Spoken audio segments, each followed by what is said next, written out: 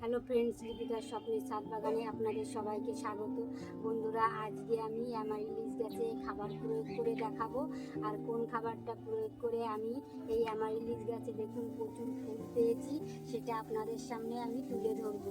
বন্ধুরা, আমি এই নর্মাল জলটা নিয়েছি, আর এই নর্মাল জলের মধ্যে আমি কোন খাবারটা দেব। এখানে আমি কলার খোসা ভেজানো জল, এটা 7 দিন পচিয়ে রেখেছি, সেই জলটাই আমি আজকে গাছে দেব। বন্ধুরা, আমি এই গাছটা কিছুদিন আগে রিপোর্টিং করেছি, কোন মাটি এবং খাবার দিয়ে আমি রিপোর্টিং করেছি, সেটা আপনারা দেখতে চাইলে ডেসক্রিপশানে লিঙ্ক দিয়ে দেবো, আপনারা দেখে নিতে পারেন। আর এই গাছটা দেখুন রিপোর্টিং করার পরে এখানে কতগুলো স্টিক হয়েছে, তারপরে এই দিকেও নতুন করে স্টিক হয়েছে।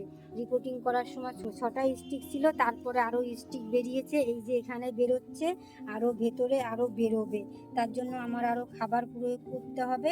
এই দেখুন বন্ধুরা, কি দারুণ লাগছে ফুলগুলো দেখতে, কত ফুল হয়েছে, পুরো একদম গাছ ভর্তি হয়ে গেছে।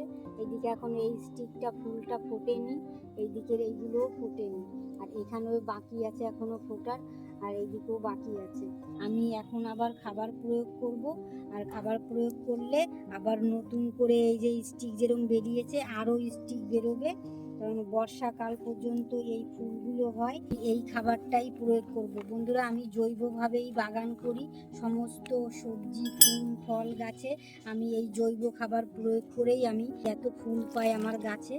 আর আমি এখন এই খাবারটা প্রয়োগ করে দিচ্ছি। আমার খাবার প্রয়োগ করা হয়ে গেছে। বন্ধুরা, আমার এই অ্যামারিলিস লিলি গাছে খাবার প্রয়োগের ভিডিওটা যদি আপনাদের ভালো লাগে তাহলে লাইক কমেন্ট শেয়ার করবেন, ফেসবুকে দেখে থাকলে ফলো করবেন, আর ইউটিউবে দেখে থাকলে সাবস্ক্রাইব করবেন, যাতে নতুন নতুন ভিডিও আপলোড হলে আপনাদের সামনে পৌঁছে যায়।